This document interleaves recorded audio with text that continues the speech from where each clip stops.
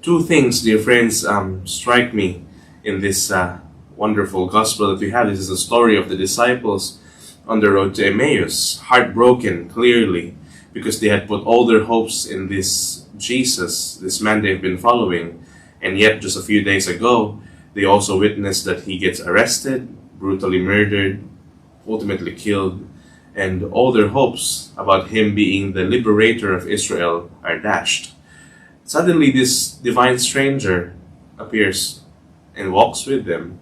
And the first thing that strikes me is Jesus' incredible patience towards them. He takes the time to ask them, to listen to their answers. What are you guys talking about?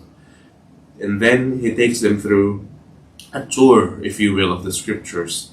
The same thing that the church does during the Liturgy of the Word, in a particular way during the celebration of the Easter Vigil, when we journey through the history of salvation, usually under darkness, only with the light of the Paschal candle burning.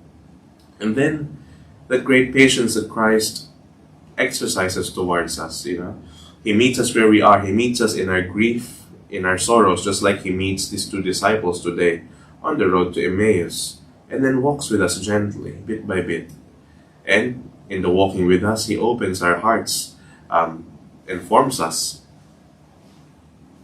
The second thing that strikes me, of course, is that something happens in the hearts of these disciples as Christ talks with them. They find that their hearts are burning, and they want this stranger to stay with them longer. And so there goes the beautiful prayer, "Stay with us, Lord, for evening is here, the day is almost over." And he does stay with them for a little bit. You and I are also thirsting for the company of Jesus. We also want to see him.